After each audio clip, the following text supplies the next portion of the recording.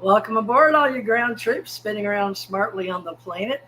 We're excited to have you with us. Thank you for joining us. We always try to help make the world a better place and interstellar, and we're all about cosmos connection. And today we've got, well, tonight we have Rick Doty. And Rick Doty is Richard Doty, very, very well known gentleman from prior military and intelligence. And we're very excited to have him because he's so well known that for the past 20 to 35 years, he's been actually devoting a lot of his time to disclosure. He's worked with some wonderful, famous people. And we're going to let him talk about all of this today. And then he's going to allow me to ask various questions. Now, I know a lot of you people want to ask questions, and that's one of his big deals. But we may can do that later because this is going to be a very short and quick hour just to get some history online for Ace Folk Life and, of course, UFO Association. So we're going to get started. Rick Doty, being that you have been known as Richard Doty for so long in the UFO business, I learned about you way back in the day, and I was just coming into intelligence and investigations myself. So you want to start with, give us a little background on you know, like where you're born and work up to, you know, high school, college, and a little bit of your education for those that don't know you, please. Uh-oh, your mute's off. Uh-oh. Okay, Drew, I got it. Okay, thank you. Okay. Thanks, Teresa. Thanks for having me. Yeah, my name is Richard Doty. I was born in upstate New York. My father was in the military. We travel a lot around. I went to a number of different schools, a lot of Catholic schools, parochial schools. And then I graduated from high school and in Pennsylvania and immediately entered the military. My father was still in as a colonel. I was trained as a combat controller initially. Then I served my regular active duty time in the Air Force. I went to college, Pacific Lutheran University in Tacoma, Washington, then recruited into the intelligence community. I went to intelligence operations course in the DC area, a number of other intelligence courses, counterintelligence, counterespionage. And then I was assigned to the Air Force Office of Special Investigations as a special agent at Kirtland Air Force Base in near Albuquerque, New Mexico. And that was in 1978. And then from that point, I was a counterintelligence officer for the base. And what we did was we protected operations, mostly classified operations that were occurring within the Air Force. We protected them in a number of different ways. We formulated plans, programs, and operations to keep the secret program secret. And we also investigated any kind of espionage threats against those highly classified special access programs. And so that was my job as a AFOSI agent. And that's what I did throughout my career, which lasted from 78 to 88. And then from that point, I got out. And then I eventually went to work for Dr. Putoff at the Institute for Advanced Studies in Austin, Texas. I worked there from 94 to 2007. And I was a technical advisor to Dr. Putoff. I was a field operative, too. I went out and collected information for him. We had a number of DARPA contracts. I had a security clearance there, and we did some really unique things there at the Institute, a lot of which I can't talk about because it's proprietary. But after 2007, I kind of went on my own. I worked for a number of film companies, many film companies over the years. I was on set for a number of movies. The most recent would be Arrival. I also, going back a little bit, I wrote some storylines for the X-Files back in the 90s. Now, there was a posting someplace. I didn't write any scripts for the X-Files. I just wrote storylines or ideas for the episodes. And I think I contributed to 16 different episodes over the several years that the X-Files were on TV. And then after 2007, I did a number of different things, working for other movie companies. In 2017, I started working for Gaia in Boulder, Colorado. I was a guest on Cosmic Disclosure with Emery Smith, and I've been there ever since for the last 7 years. But I've also went on and made some, we created a program called the Doty Chronicles, where I sit and talk about incidents that happened years ago. Not necessarily what I did, but what other people have told me, or other intelligence officers related in classified settings. And so and right now I'm trying to push disclosure. And I think we're as close to disclosure now than we ever been. I know some people will argue with me on that point, but I think we are. I think eventually, after this election year, we're going to see some form of disclosure. So I think that's pretty much my background in a nutshell for you, Teresa. Wow. I'm getting some feedback. I'm not sure where. Let me know if you hear it. Everybody's got theirs on mute. Okay. Well, I guess we should get started with it. Now, that's your history, and most of your training was in intelligence. And a lot of people don't know the difference between, like you said, in civilian clothes and military. Like maybe, can we go through like the GS up to 18, or maybe more for scientists and wage grade or OPM? Can you help us out with things like that? Just simple, talk about classified, because a lot of things are really misunderstood these days. I'd like to help out in the disclosure movement with the misinformation, information, and disinformation. And I thought you'd be the perfect one to do that. So you spent time both ways, plus on DARPA contracts. So you could explain to people how the contracts work. And that's not classified. So yeah, sure. That's true. OSI agents are do not have a military grade. They're not in uniform.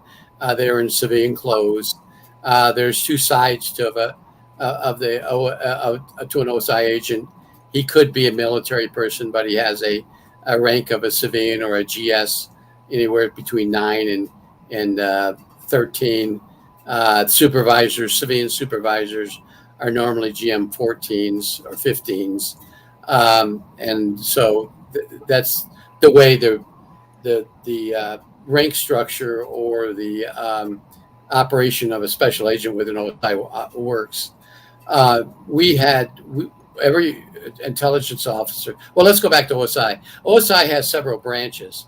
They have a criminal investigations branch, similar to the FBI. In fact, give you a little history on the AFOSI. AFOSI was created after the National Security Act was created in 1947.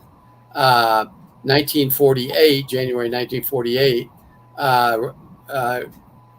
Carroll, who was the assistant director of the FBI, was loaned to the OSI to create OSI after the FBI. He was given a honorary rank of brigadier general, and he created the OSI. And from that time in early 1948 until present day, OSI has been the investigative, the counterintelligence and intelligence arm of the United States Air Force. Currently right now, there's about 4,000 personnel within the AFOSI. The unique thing about the Air Force Office of Special Investigation, it isn't under any Air Force rank structure or control.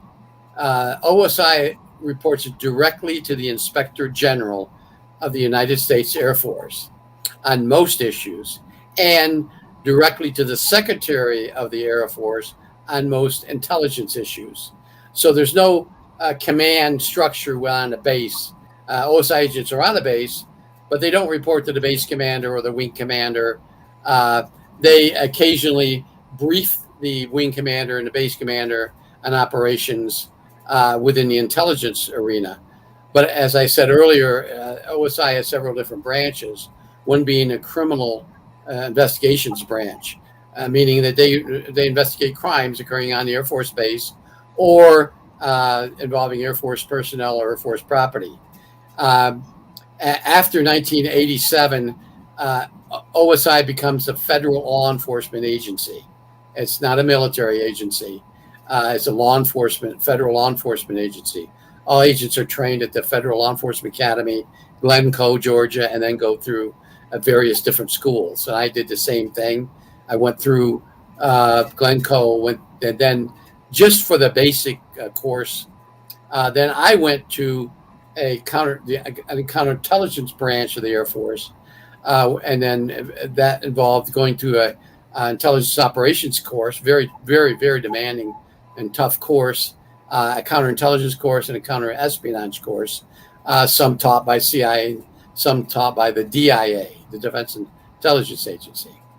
The AFOSI has other branches such as fraud, and they have a computer crimes branch, forensics, OSI agents and criminal agents on a base, also acts as the medical investigators for any kind of murder that occurs on a base. But I wasn't involved in any of that. I was strictly a counterintelligence officer on the base, and I operated guarding and protecting special access programs. Now, you bring up a good point, Teresa, about misconceptions in the civilian community on what classification, what is classified, what isn't classified, how people have access to different classifications. First of all, the classification authority of the Air Force or the military is the lowest classification is confidential, then it becomes secret, and then top secret. And each category, each one of those have a category to itself, such as secret and top secret could be restricted data, meaning anything dealing with atomic energy or anything under the Atomic Energy Act, whether it's the old Atomic Energy Act of 1954 or Title 42 United States Code, which is a newer Atomic Energy Act, anything pertaining to atomic energy or weapon systems is protected under a special classification called restricted data. Now, the neat thing about the Atomic Energy Act is none of the information in the Atomic Energy Act is governed under FOIA, meaning you can't get any FOIA. You can submit a FOIA request to the Department of Energy, which is the predecessor to the Atomic Energy Commission, but you're not going to get anything because it's exempt from the FOIA. Now, we'll talk about this a little later, but that's a good place to hide UFO information because you can't get it. And I'll explain some of that later. But another misconception is just because a person has a top secret security clearance and special compartmented information, SCI, meaning they have access to everything that's classified. That's false. You only have access to what you need to know. The key words is need to know. If you're working in a project and it's classified under a special access program or a SAP, the information that you must work with is on a need to know basis. And that's what you get access to. You still have to have a high level of security clearance and SCI based on an expanded background investigation. But that doesn't mean you have access to everything there is within that special access program. For instance, at Area 51, I worked out there. I had access to a number of different special access programs, but only the information that I needed to know. I didn't know everything about those programs, and that's how it works within the government. The misconception is, if a person has a top secret security clearance, I should be able to ask him anything because he knows it all. No, that's not true. He only knows what he has a need to know to work within that particular operation or project or mission. And DARPA, when you talk about DARPA. Morris. Excuse me. I don't know where that came from. I apologize. Okay, DARPA DARPA controls all special access program contractors. Now, what the military will do is they'll present a contract to DARPA.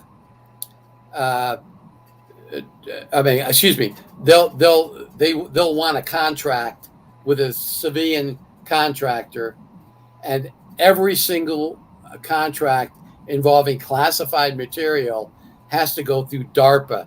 DARPA is a contract administrator for every single special access programs.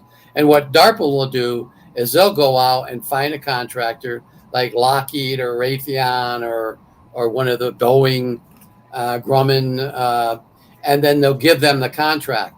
And when they do that, there's special procedures that must be abided to by the contractor, and that's under what we call the Department of Defense Regulation 5200.1, which is the Industrial Security Manual, meaning everything dealing with classification has to be protected by that company, whether it be Lockheed or Boeing or what. And also within that company, within Boeing or Lockheed, there's an OSI agent assigned there, and they're called special projects agents. And I was in special projects, and their goal is to protect that highly classified special access programs from espionage or being released. And they have enormous powers, those agents within these companies, to protect that reverse, whether it's a reverse engineering of an alien propulsion system or whatever it is.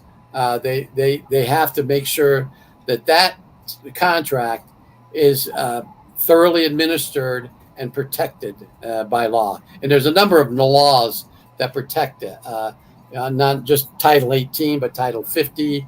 Most, if not all, of the special access programs are governed under Title 50 of the United States Code, which protects them. And there's penalties for people that releases or unauthorized access to that type of information. So I think that's pretty in a nutshell in the classification authorities that OSI governs and the way the military operates. And also a document could be top secret, and only a small portion of it would actually be top secret. When you look at a document, you'll see a marking on top, a downgrading instruction, a top secret control number, which is a set number that controls that document and the document only, a sign sheet. Everybody has access to that to sign it. And if you read through that document, it may be 80% secret and maybe 20% unclassified or for official use only. But the highest classification of the information contained in a document must contain the highest classification on the document. So if there's only 4 paragraphs in a 100-paragraph document that's top secret, then the document has to be top secret. And that's the way it operates in accordance with governmental regulations on the classification. And that's covered under the Code of Federal Regulations 32, Code of Federal Regulation Title 32. Okay, so things haven't changed as far as you know in the last 20 years. No, I got out 2007, at least from DARPA business, and everything was the same. We would have to get briefings every now and then, and to the best of my knowledge, it's the same. Now there may be some parts of it that have changed, but for the most part, that's the way it operates still. I know cybersecurity is different, but you mentioned a few things that people may or may not know. And when we mention acronyms, we need to go back and clarify them. So, you want to share DIA and CIA and anything else you may have mentioned? Just the acronyms for those. Yeah, CIA, Central Intelligence Agency. They're the number one agency that collects foreign intelligence. That's outside the boundaries of the United States. They're exempt from. I mean, they cannot collect intelligence from within the United States, with exception of what was granted to them under the Patriot Act of 2001, and it has to do with terrorist information, meaning that if there's a terrorist that the CIA knows about that could operate in the United States, and the CIA has some authority to monitor that information. But in the most part, everything that's collected in the realm of intelligence for the United States of America is done by the CIA outside the United States. The Defense Intelligence Agency is a military branch. It controls all the military intelligence agencies or units report to the Defense Intelligence Agency. Now, they can operate in the United States, and they're limited to collecting data on foreigners or collecting data that relates to the military, a military base or military personnel or contractors that work on a base or something to that effect. And then the only way they can collect on civilians would be if the civilian worked on a base, or the person is a wife or a spouse of a military person.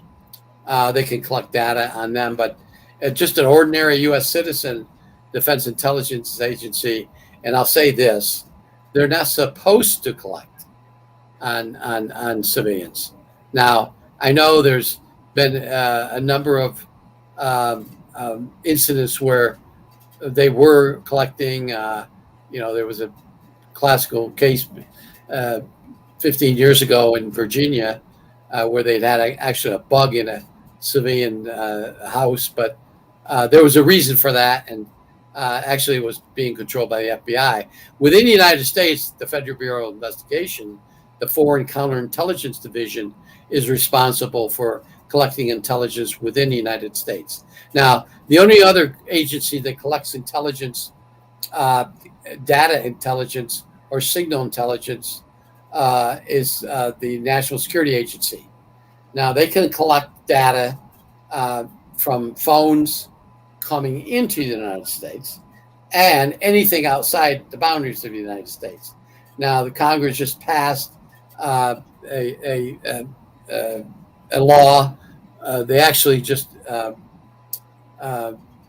approved the continuation of a law that collects cell phone data coming into the United States. So, for instance, if you're in the United States and you have a friend in, say, Great Britain or Germany, I have many friends in Germany. I spent time there and I speak German. And you're having a phone conversation with them. Guess what? Everything's collected and stored in a database in Utah. Now, are the governments going to go in and collect that data? No, not unless there's some reason that they're looking at me or looking at the person that I'm talking to in Germany or wherever it is. Now, and this is to protect the United States against terrorists setting up bases or facilities inside the United States. So just imagine if a Taliban in Afghanistan was calling some person in Minnesota and talking about in Arabic or Pashto or Dari or one of the languages spoken. That's something that the computers within NSA immediately key on, and they're going to record that. And by the time that telephone conversation is over with, whether it takes 5 minutes or 25 minutes, everything is collected and translated. And that's real time stuff that occurs within the National Security Agency, and that's to protect us. So there is the NSA. There's an NRO, the National Reconnaissance Office. They control every satellite that's put in space, with exception of what is being controlled by the United States Space Force, the brand new, new in a few years ago, new branch of the military. They control military intelligence satellites. NRO controls most others, other satellites. So that's the three-letter agencies. There are some others that are not that important. You got the ATF, I'll call it Tobacco Farm. You got the DEA, Drug Enforcement Administration. They do collect intelligence, but only relating to criminal intelligence, not national intelligence. Well, I guess we better get started into the ET talk. Okay. I wanted to give people a briefing because not everybody understands, and it's not even close to what we understand. But yeah, please put on your glasses if you'd like. Folks, we're in the over 50 group. Yeah, we are. And Aunt Clara is at 80, but we won't go there. Not quite yet. All right, so let's talk about, did you know, or do you agree that Bob Lazar worked for Naval Intelligence? Well, what I do know is I'm a member of the Advanced Working Group, and we several years ago we obtained a access log for the Nellis Test and Training Range that was dated for January 1st, 1979 to December 31st, 1990. So there was a 10-year period there. Every person that had that is a huge document, the old dot matrix printer sheets. Every person that worked within the Nellis Test and Training Range, with exception of one particular area, and that's Tonopah. There was another access log for that. But anyways, everybody that had access, his name was listed in there. We obtained that from somebody. And of course, we immediately looked for our name to make sure our names are in there, the people that have worked out there. But Bob Lazar's name is in there. Very good. But it doesn't list. Here's the problem with that. It doesn't list him working for the Office of Naval Intelligence. It lists him working for Los Alamos. Now, here's the thing about Los Alamos. There were time periods when Los Alamos laboratories had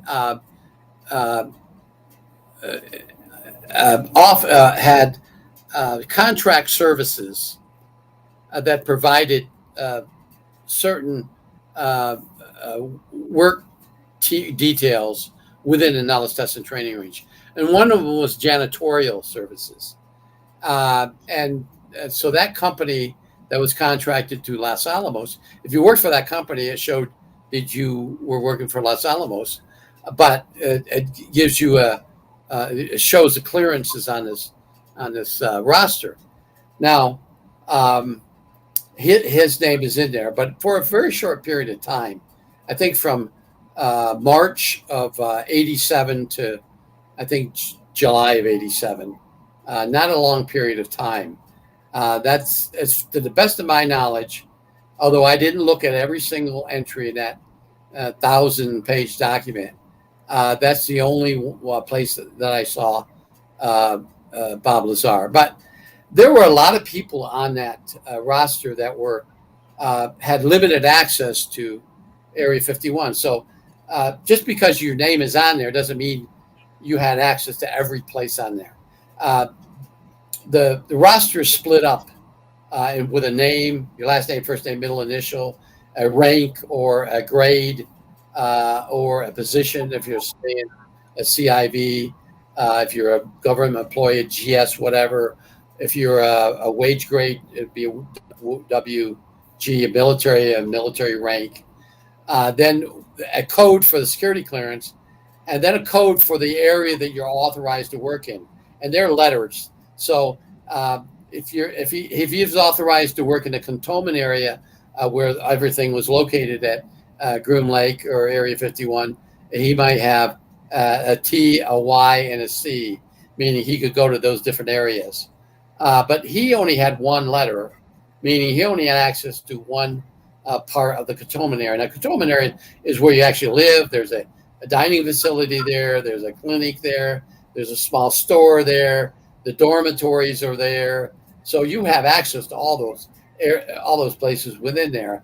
But then the area is split up. Like, for instance, S2 is away from the cantonment area. S2 Annex, Bravo 6 area, or the number of different areas. They would list those as where you would have access to. Now, if you had access to every place on there, you had a G2, meaning you had general access to everything, and then the 2 was a designation for whether you could actually get inside or whether you just maybe a passing access to drive through there. You got a G1 and a G2. I had a G1 access, meaning I could go through any area. I didn't necessarily could get into the buildings, but I could go into those areas. And so that's the way this roster was split up. Now, where's the roster right now? Okay. We, during the, when Harry Reid was still in the Senate, or just before he got out of the Senate, he wanted us to verify the authenticity of the roster. And so we did. And we got some former commanders out there, former commanders of the Nellis testing range, all Air Force personnel, a colonel, and 2 brigadier generals.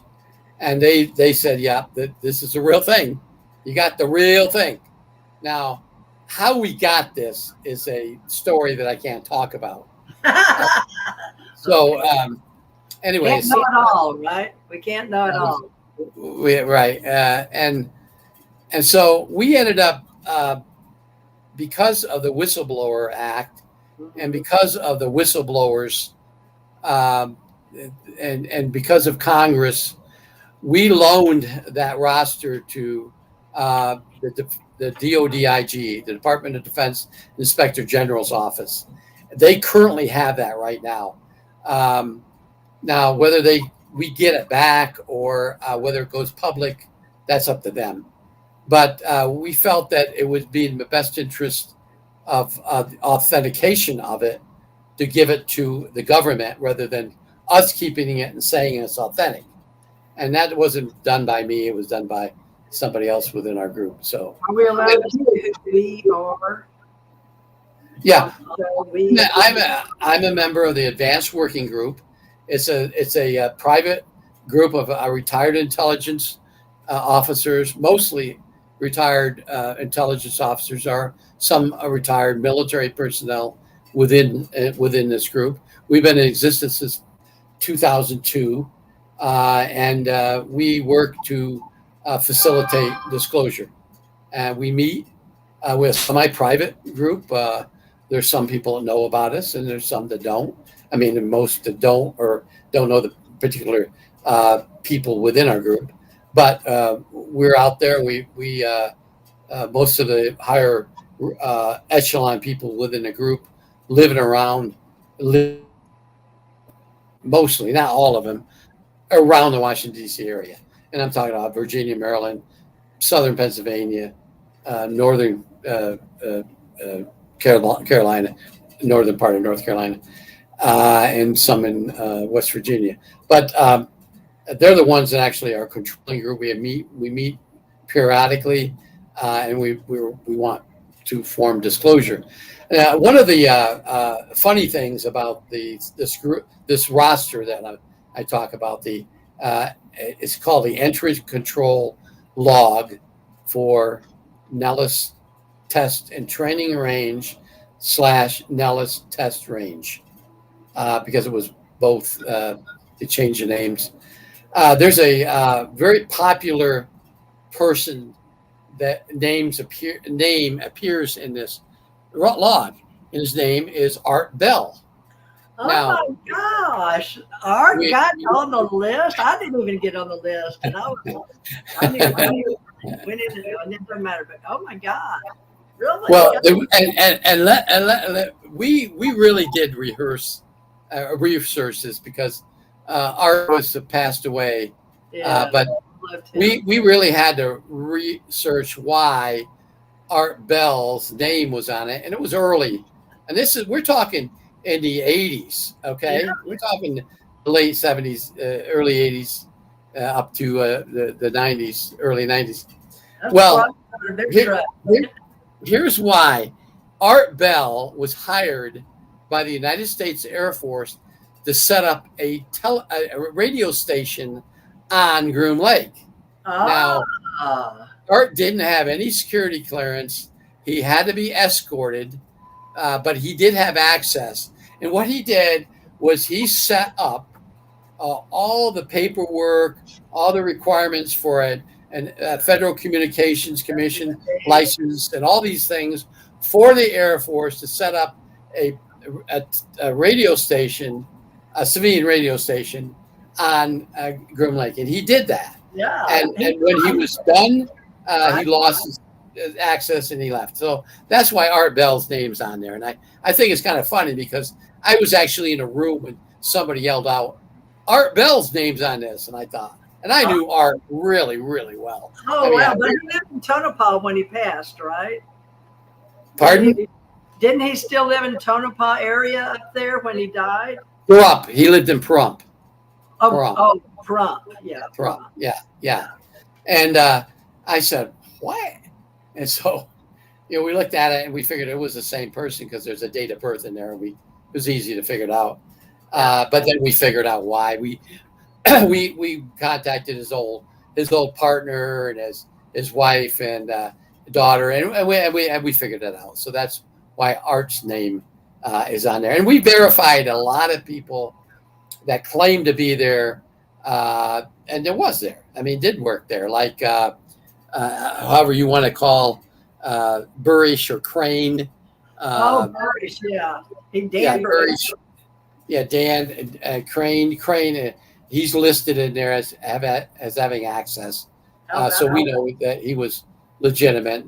Burrish's name not there, but he used both names, but Crane's name is on there.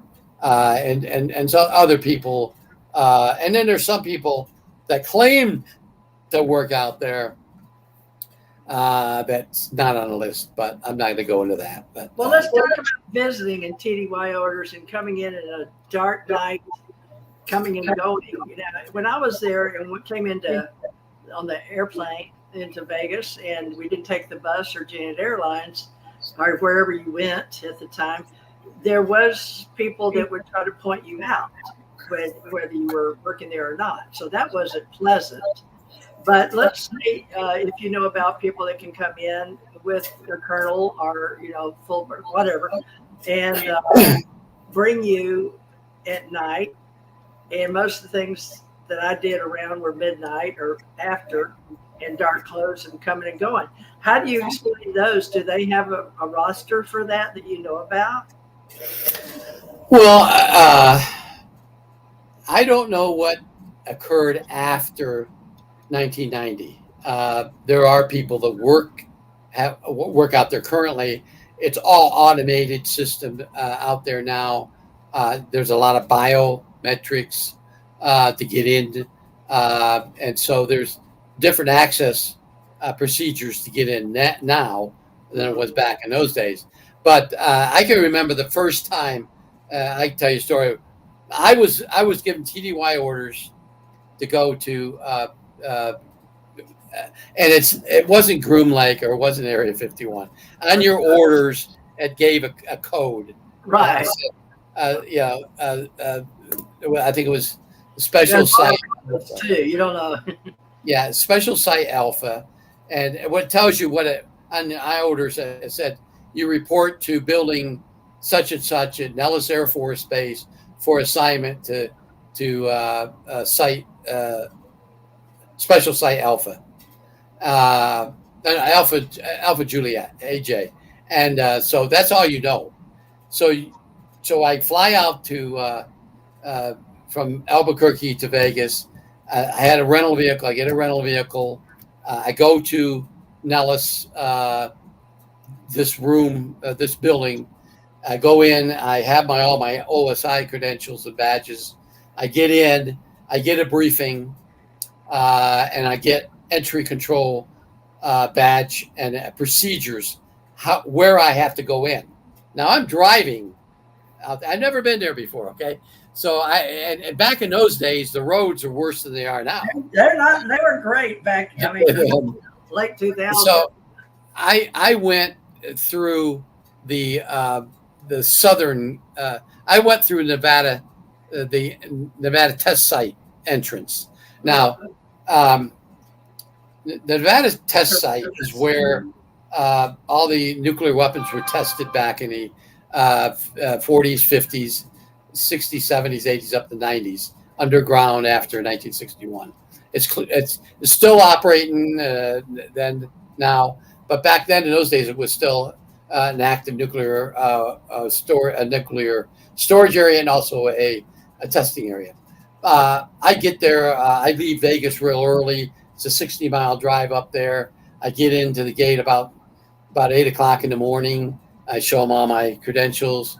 And they said, okay. And I said, okay, hold on a minute. I've never been here before. I need to get here. He said, well, that's 80 miles away. He said, why are you coming through this gate and not coming through their main gate? I said, well, this is where my orders tells me to. So he said, well, you go up all the way up. You go out, and he tells me you get to 500, gate 500. You go in, you get back in. And anyways, I get there. It takes me about 2.5 hours to drive up there. I get to the building that I'm supposed to. The OSI office was building 432. That was the building on Groom Lake for OSI. I got there, reported in. There was another agent that was assigned there from Edwards Air Force Base, which is in California. He did the same thing I did. He drove, but he came in through the main gate or the gate just north of Rachel. Well, that's a long drive down once you get into the gate. We kind of meet up at the same time, and we tell our horror stories about getting there and driving all this way. And I don't know much about this base except what I was briefed in Nellis. They gave me some briefing. But when I got there, I had to go through the entire Special Access Program briefings. And now it wasn't just one briefing because there was different special access programs. So I went through 10 different briefings on one day, and they were 15, 20-minute briefings. The second day I went through 2 more, which lasted a couple hours each. And so now I know, oh my God, this place is, this is something else.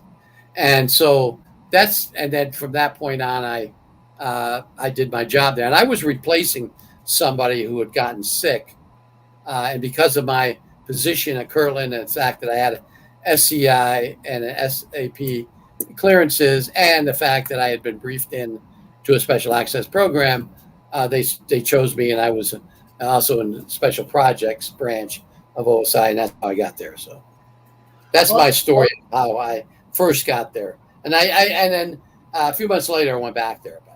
Well, I can tell you're telling the truth. But in the meantime, there's so much I wanted to ask you, and I haven't asked you anything. But the thing is, you're a good speaker, and we need to know this stuff. And this is open source intelligence that anybody and anywhere in the world can hear, because it'll be like out there forevermore. We don't even know where it all goes. I don't even know if NSA knows anymore where it all goes. So we don't know, folks. All we do is use our social media and hope that we're hearing. YouTube is owned by Google, and we know Facebook is who that is. So that's our mainframe lately, it seems to be. And of course, we have iHeart and all those other things out there that I do.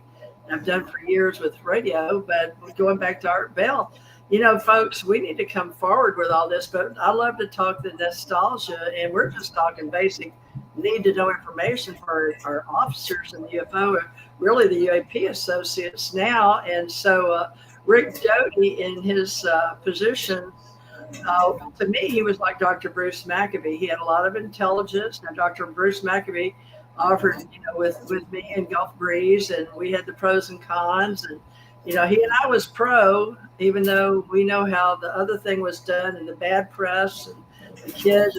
We know the whole story if anybody wants to know that side. But, I couldn't argue with people. I moved to Gulf Breeze and lived there 7 years. So things can be real and be like balloons for, well, they can be found little styrofoam cups making a UFO in the wall of a house sold, which is what happened to Gulf Breeze. So you've got to have an open mind and see both sides of our ET talk. Because alienology, ufology, and there's a lot of stories built on top of truth and people that want to take out the truth.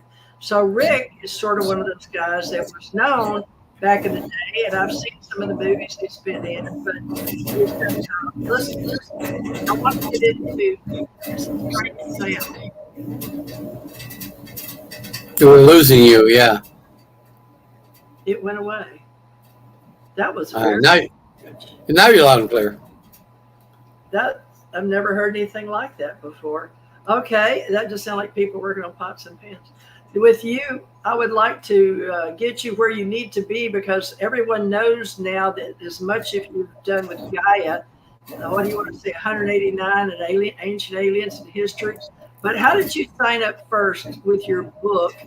Gosh, I want to get so much history. I swear I'd love to have you back, Richard Doty, because there's so much we could cover about who you are and how important your position's been in all this. But I know some people are going to get to the famous name of Bidowitz, and I pretty much know the truth, but because you told me the truth as much as you could a long time ago, many years ago, when I was getting into the ET radio business. And then you had to go out and you were working on a book, or somebody else started a book, and I was going, well, I would like to do a book with you. He's like, well, I can't do a book with you because I've already got this book. But I'm not saying I won't do a book, but you had a contract with somebody out in Hollywood.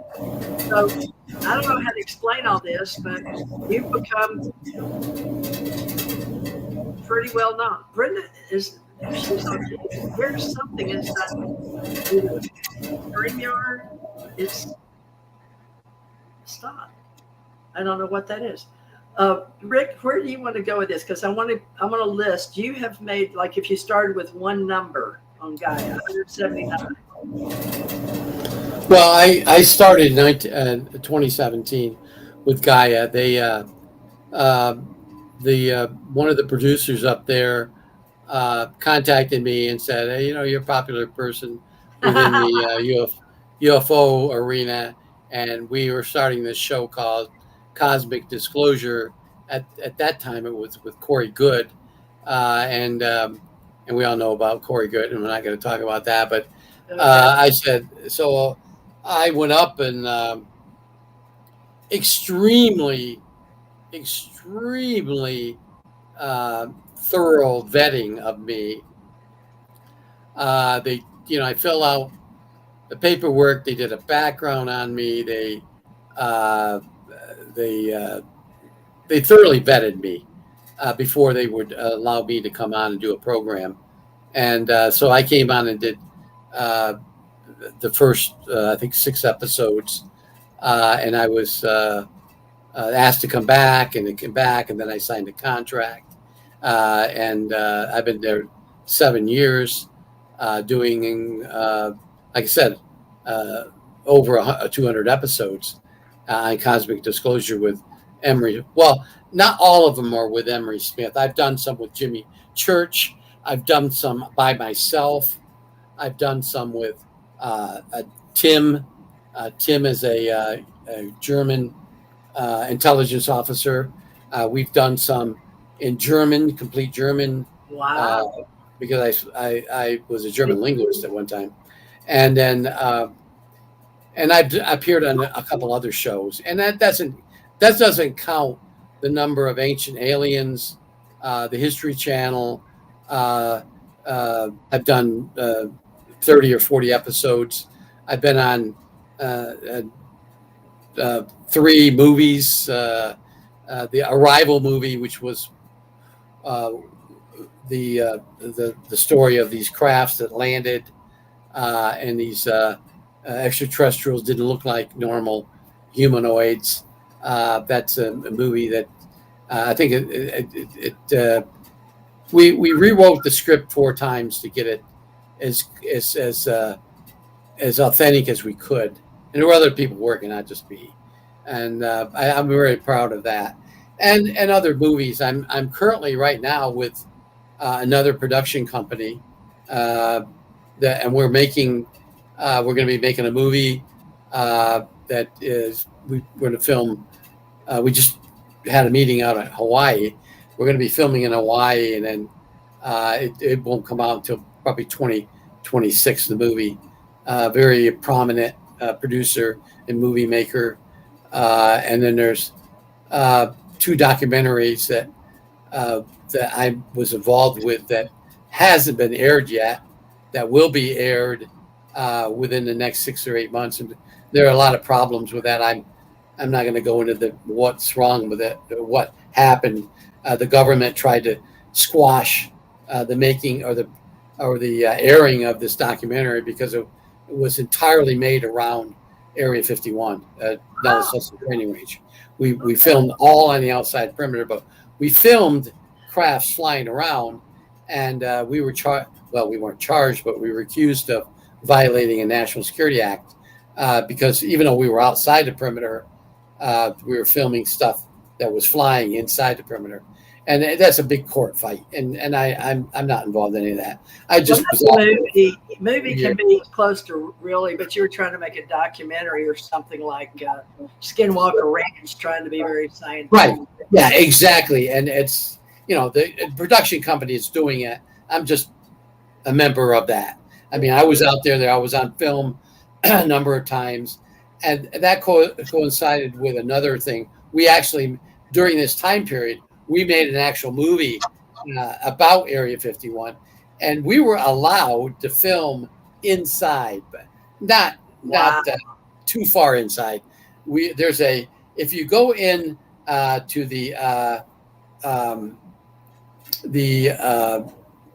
Rachel Gate, the South Rachel Gate, there's a farmhouse inside, and that used to be the Medellin Ranch.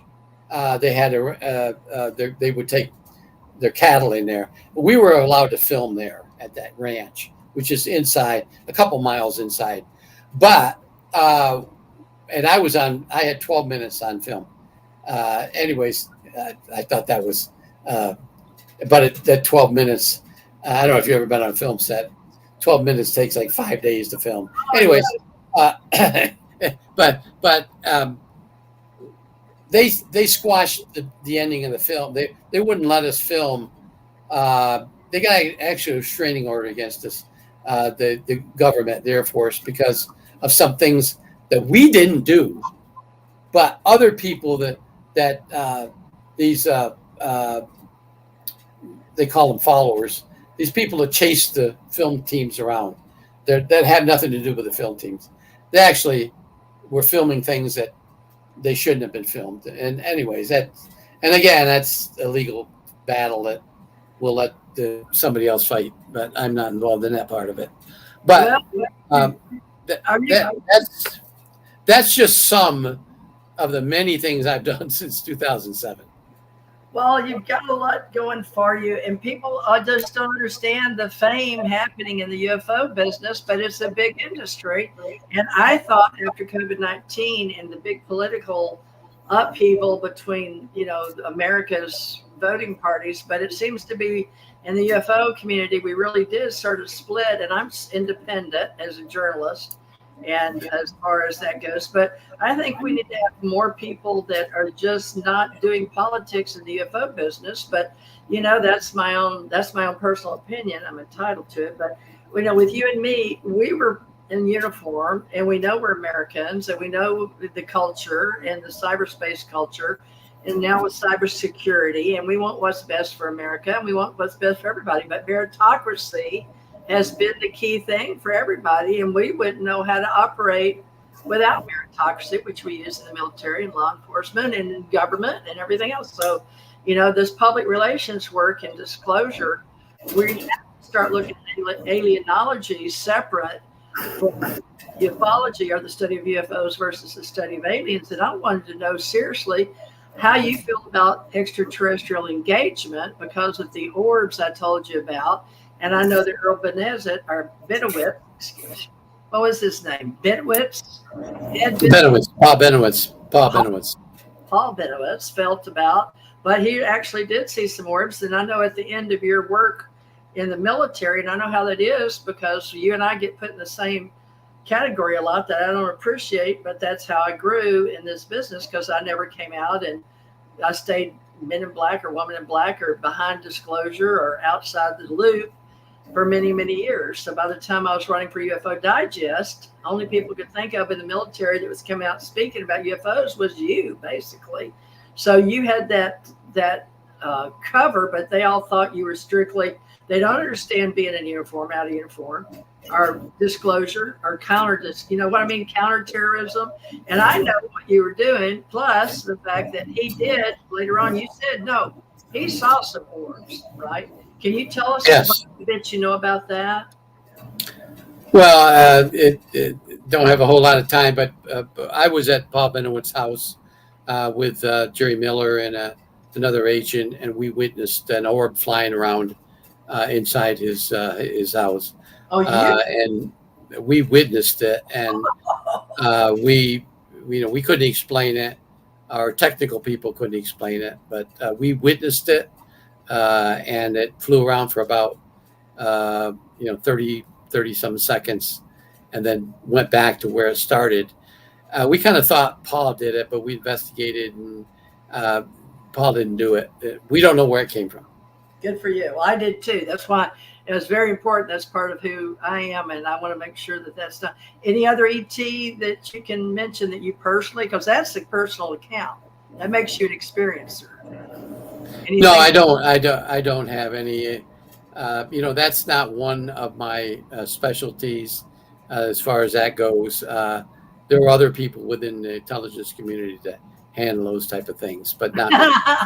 Well, you're not disconnected from being an experiencer, are you? No, I don't. I never witnessed anything. As a kid, my brother and I and my dad went camping once. We saw something in the air, and my brother was the UFO, but not he.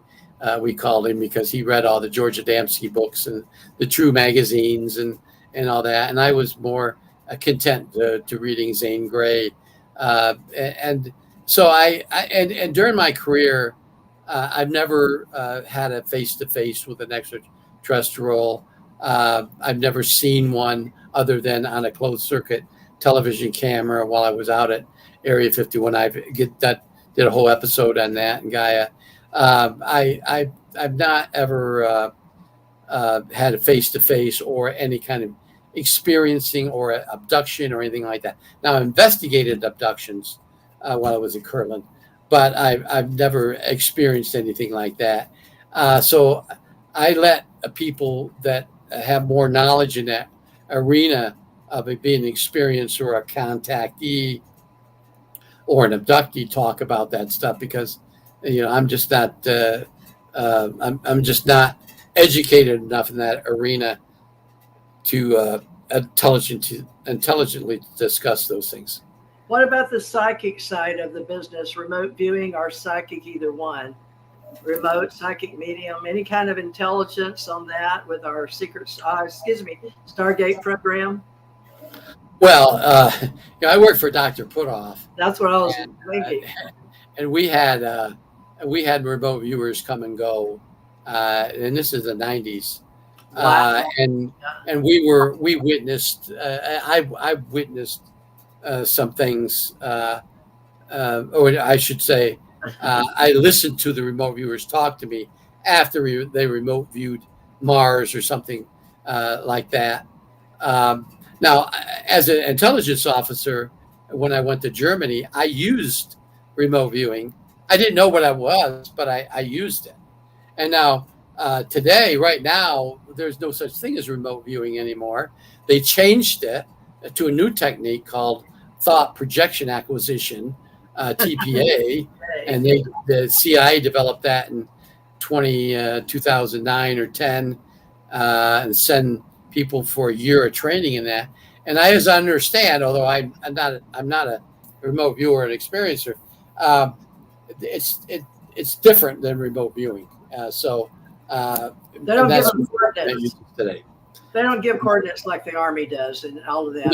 No, they don't. Well, there's so much we could talk about, Rick. You know that. Of course, you're already doing it for everybody else. I appreciate you doing it for me. And I know that we'd love to see you in Vegas at the alien events. If we do, we do. If we don't, we don't. We've got Travis Taylor maybe come. Jesse Marcel may come. We don't know who's going to show up, folks, because we're going to discuss some stuff that nobody else has discussed before. So we hope you come. And Rick, I don't know if you'll be able to come back and see me again. I hope you will, because these are short and I could interview you on all kind of things. We could do that. So, you think maybe sometime in the future, if you've got time, because you're such a hard man to catch, it took me about 12 years to get you. Well, just when you were trying to contact me, I was traveling in Mexico, and there's the internet connections down there. If you only have a cell phone traveling in Mexico and you don't have an air card, you're not going to always get somebody contact you. So I spent 18 days down there on a very, very, very, very incredible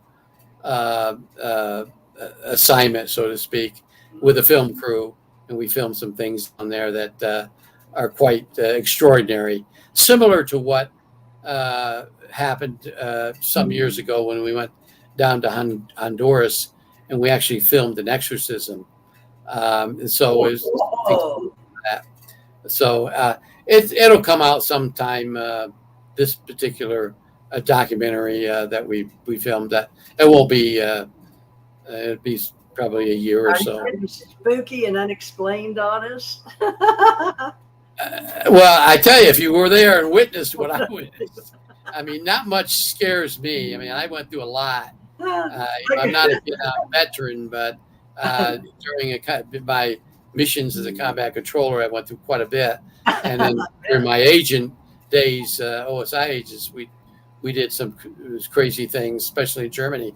But to sit and watch something like what I saw, and we're talking real time. It's not like sitting and watching a movie or a film or a video or YouTube. This is real time. I mean, you're actually witnessing something occurring that is unexplainable. I mean, I didn't have an explanation for it. Good, but, I like that. But that'll come later. Yeah, I'll come back on your show when we, when I get a chance. Thank you. Teresa. Well, I can think of a whole bunch of things. I mean, I didn't get even a millionth, and I see people all the time on Facebook. I've got this for you, Rick. I need this. And I just saw today people are going, "Oh, I've got these questions for you, Rick." So, folks, all I can tell you is keep up with Rick Doty. Do you have it something like Skinwalker Ranch for Rick Doty on Facebook? Like, I've got so many I can't keep up with them. So I just have my regular name, Rick Doty. I'm on Facebook. I had a really, really unique website, but somebody hacked it. I got another site January of this year, and the person that created it for me actually was my agent's person. My agent got said this can't be hacked. Well, lo and behold, it was hacked. So I'm not sure what I'm going to do. It was a great. Fortunately, they weren't able to get anything out of it uh, because I had a list of all these documents people could log on and get and free. I wasn't charging anything, and then these bad people get on and do that. So I'm on Facebook. I'm on X.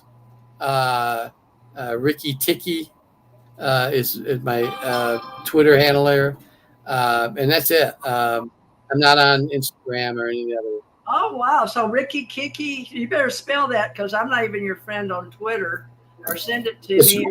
It's Ricky Ticky, RICKY TICKY.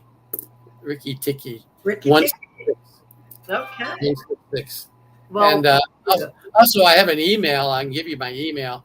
I get hundreds of emails, but I try to answer every single one of them. Are you kidding me? I can't do it. I can't do it. Well, God bless you. Well, it takes me a long time to do it. I'm not saying an email, I'm going to respond immediately. But the top end, TOPPAN 166 at gmail.com, and you have that, Teresa. You can send me an email with questions. I get probably 200 a week. I eventually get to all of them, and it's me. It's not my agent. I used to have my agent share, but he doesn't know how to answer the way I would. But so he's a good agent. But I'll answer. So now I'm trying to do it all. It takes me a long time to get to them, sometimes weeks, but I do answer all of them eventually. Well, I'm going to endorse you because Rick, folks, all these years that I've known about Rick or talked to him, phone, emails, when he's in business meetings, when he's with secret people, he's been the greatest person. He has never ignored me.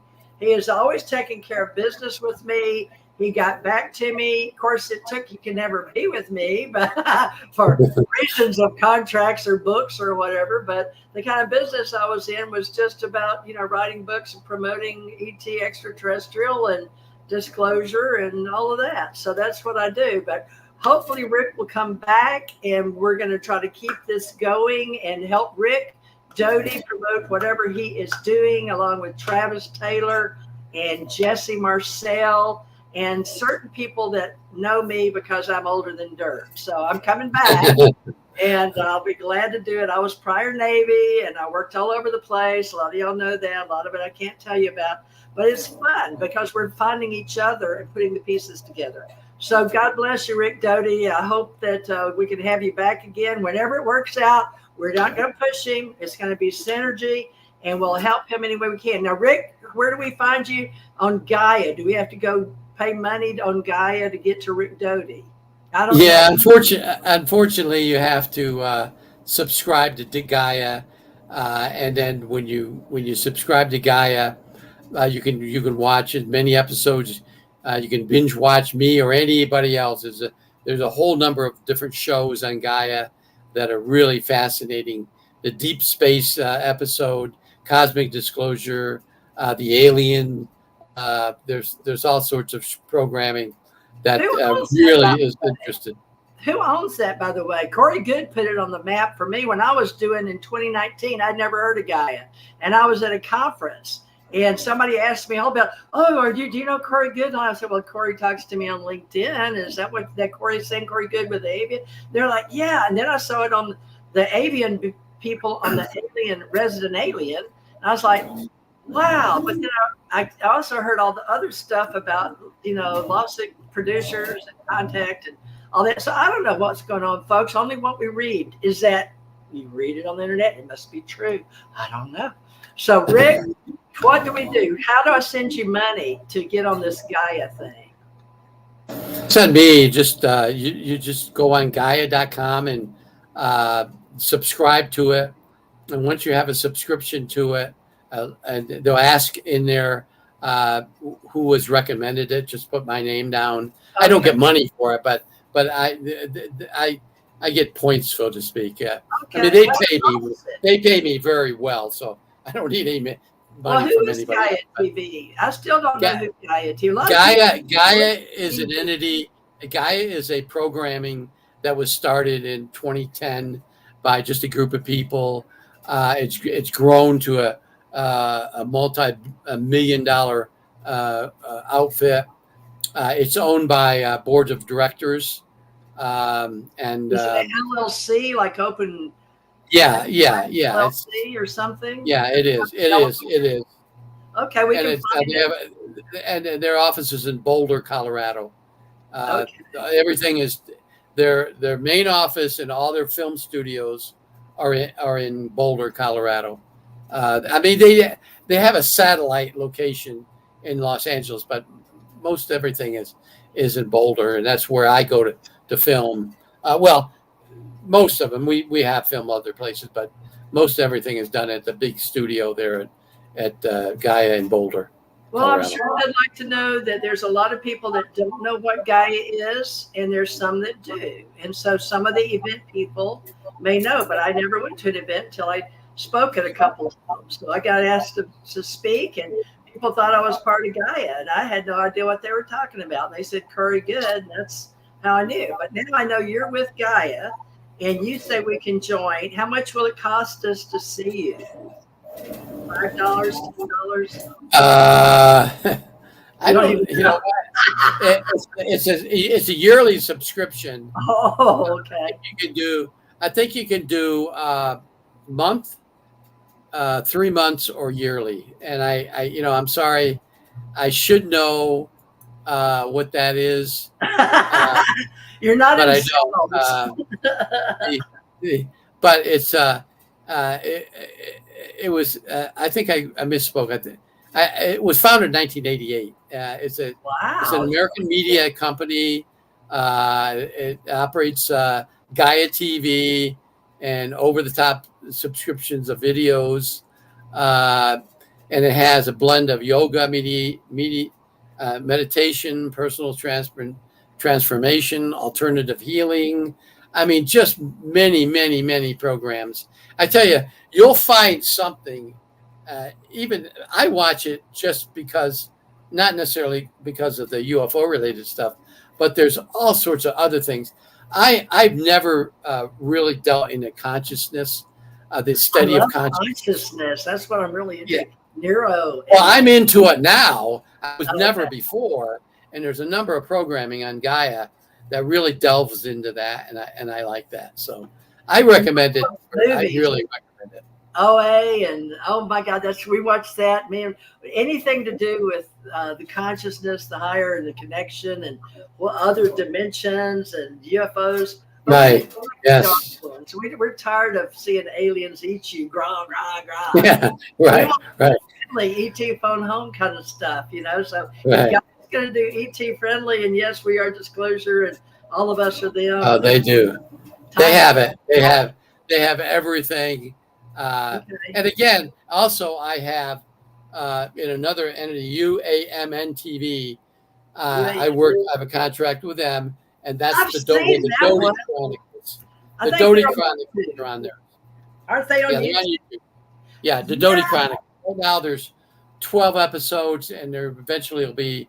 I'm on contract to do 30 or 35. I'm not sure, but I'll have the film by the end of the year. Do us lower middle class to poor, like on the street people in Austin that can't afford all that, do we have to pay for that too? No, actually, Doty Chronicles you can get on YouTube, and as far as I know, they're free. So okay, yay YouTube! All right, well, I still love YouTube, folks. Now we'll be on Rumble too. I'm just getting set up for all our people. That a lot of people won't watch me on YouTube. They won't watch me on Rumble because they know I'm old, and I'll always tell them the truth. So you know me, I've always given you light workers and truth seekers, and we do all the mystics, oracles, psychics, sages, seers, and we do investigators, researchers, and people like Rick. So Rick is a bona fide, I can swear to you, without seeing his paperwork, although he would show it to me, that he is a bona fide intelligence officer And we have intelligencereform.org that we're working on. So folks, stay with the global, and we're going to have those in space and those taking care of the planet, right? That's all we got left. So here or there. So choose. It's a choice. We'll leave it to you. Thank you, Rick Doty. You're a wonderful speaker. I can tell you're well matured into this lifestyle you've chosen. I hope that you get everything you've ever asked for. And I hope you realize that we do have alien civilizations existing, okay? And we want you to be one of our big heroes and one of our flag wavers. I guess you're doing it on Gaia TV and UAMN, right? Yes, I am. Thank you, Rick. Well, thank you for having me.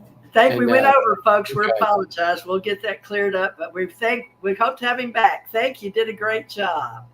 Okay. Bye-bye.